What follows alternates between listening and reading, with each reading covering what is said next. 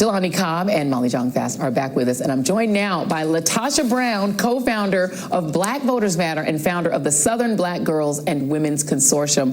LaTosha, my friend, I want to go right to you, because when all of the talk started about whether Biden should stay or go, there was literally only one person I wanted to talk to, and you were on vacation. So I was like, this lady's not, please come back to America so I can talk to you. You are one of the signatories. It is now, I believe, up to more than 2,000 or maybe 2,600. Melanie Campbell texted me, there was something like 2,600 women, black women, have now signed this letter urging President Biden to not leave the race. Explain to me why you think not, and also as somebody who would actually be the person trying to turn out votes, what do you make of this idea that he cannot win the election? You know, there's three things kind of why we wrote the letter, and even a week before that, we put out a statement at Black Voters Matter saying that this is not the time for us to go in being confused and for chaos, that people need clarity, and we need to literally do the work and go move forward. That ultimately what we wanted to make sure is that we are sending a sign loud and clear that at this late in the game, to really be able to create, when we have not heard from, as far as we know, the Biden and the Harris ticket, it is the ticket that 14 million people actually voted for, that there was a primary and people sent their message. In addition to that, what we want to make sure is that we're sending that message that at this point, the goal is not infighting. Our fight, our target is Trump, that we need to recognize that there is an existential threat that is happening in this nation right now. And looking at last night, if anybody saw the debate last night, they should be reminded of what it is that we're up against. And so it's really important, instead of us seeing this elite Democrats, of which I've not heard of, not a single high-level Democrat has called us, those of us that are actually working on the ground, to ask what we're hearing on the ground and what people on the ground are saying. Overwhelmingly, when we've tested the people that we work with, they're saying that this is the time for us to unify and to move forward. And so that's why we decided that we're going to send a message loud and clear. And if the president decide that, and I think it's merely his choice, what we've been hearing so far has just been conjecture, right? But it's certainly his choice. We are behind him. If he does step aside, we also believe that we already have a formidable candidate. We can move forward because we can have VP Kamala Harris really leading the ticket. And it is a no-go if we're talking about having a broker convention. It has never worked in the past, and we don't think that will work now. And it will be totally unacceptable for voters who've put our faith behind this ticket to move forward and get a win and go towards November. And let me ask you this, because there is the question of, if, let's say, this magical broker convention, which, by the way, the rules do not allow for the magic to happen that people are speculating. But, you know, let's just say somehow they did a broker convention. I think it's a bit offensive, people saying, well, Kamala Harris, vice president, has to earn it. Really? She did. She got 14 million votes plus 80 million last time in the election. But that seems offensive to me. But let's say this ticket came out and it was, you know, Josh Shapiro and Gretchen Whitmer.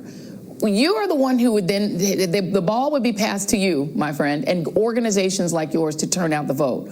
Are black voters, are voters of color going to come out strongly for a ticket that, knowing that Vice President Harris was skipped, in your view? Absolutely not. We're sending the message loud and clear. We're sending a message to the Democratic Party that we already have a ticket, that what we're hearing from the ground, from the voters that we heard, the 14 million that voted in the primary, that there is a ticket that under no circumstance, and let me just say, as a black woman, and literally we have a formidable VP candidate who has actually garnered millions of votes, that ultimately the idea, even the notion that when I've spoken with people, even the notion that she would not be at the top of the ticket is, quite frankly, extremely offensive to women, to voters that we've worked with. And so ultimately, we have a path forward. This is a time to unify, to close ranks and move forward with the ticket that we currently have. Let me bring the table into this, because here's the thing, and I'm going to shift you from Columbia School of Journalism to my at the table historian. I think that a lot of people are making a presumption that isn't real. Sure. That black folks are more afraid of Donald Trump than at the elite level. Absolutely. Mm-hmm. There's a sense that Project 2025 is terrifying, and people are paying attention to it. In the real world, people are like, which one of them other than Obama and maybe Clinton hasn't been Donald Trump? You know, Andrew Johnson was Donald Trump. You know, Andrew Jackson was Donald Trump. Woodrow Wilson was Donald Trump. Ronald Reagan, in many ways, is Donald Trump. Mm-hmm. The regular folks are like, how does my life change differently? It doesn't. Am I going to come out and stand in line for 8 hours after you have now insulted every black woman in America? I just don't buy that. Yeah, so here's an interesting little footnote. If some of us will remember back to 2008 when there was the Democratic convention in Denver. And, going into that convention, there was all that tension between the Hillary people and the Obama people. They were like Drake and Kendrick fans, and so... there are only Kendrick fans in this analogy, but go on. Right. I didn't say who was who, but, but when you got into that convention, Jimmy Carter, of all people, said something really interesting. He said, when you have disunited conventions, you have losing candidates. Yeah. He said 1976, the Republicans were torn between Ford and Reagan, and I won. In 1980, the Democrats were torn between me and Kennedy, and Reagan won. Yeah. And so the idea that you're going to skip into this kind of brokered convention and that all of the ill will, irrespective of who wins, right, even if there's a Harris ticket with someone else, there will be such enmity and such antagonism that it'll be difficult for that to resolve by the time that you get to the election, which is just 2 months later. Not 2 months later. The election will be in September. Because remember, early voting begins in September. So you're talking about coming out of an August convention, Molly, with disunity. And the Democrats looking a hot mess. When the other party is like, neo-Nazis, please stay. Yeah. You're welcome to be here with us. And yet it's the Democrats who look like a mess. Yeah, and the stakes could not be higher. And the reality is, if you want Biden to drop out, this is the ticket.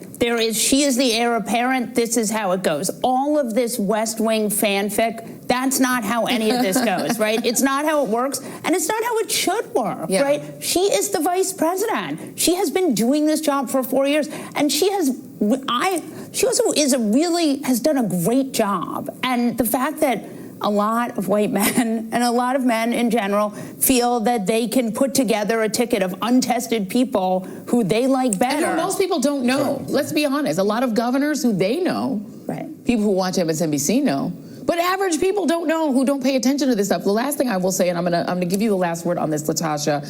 AOC, Alessandria Ocasio-Cortez, she did a 1 hour long live on Instagram today that I recommend everybody watch. We don't have time. I was gonna play a clip, but we don't have time. But she goes through and she says that she's in these rooms, and what she hears are two things: my donors, my donors, my donors, not my voters, my voters, my voters, from the people who want to swap out President Biden. But also, she confirmed what I have heard from a lot of African-American members, that the push is not just to get him out, it's to get them out. And that the same people who are trying to push President Biden out also are not necessarily supportive of Kamala Harris. What do you make of that? That will absolutely kill the ticket. The Democrats can go on and they can call this race. If that happens, that will kill the ticket. That at the end of the day, for that kind of level of disrespect, not only for the VP, but for the millions of voters that have supported this ticket, that would actually be a no-go. And so I hope that they're listening, and I hope that they hear loud and clear that what I have heard from the ground as an organizer, we don't have the time to ramp up to get people to know folks that they don't know already. We have a formidable candidate and a team that is already in place. We have to move forward. Jelani Cobb, Molly Jong-Fast, LaTosha Brown, the dream team here on a wonderful Friday. Thank you all very much.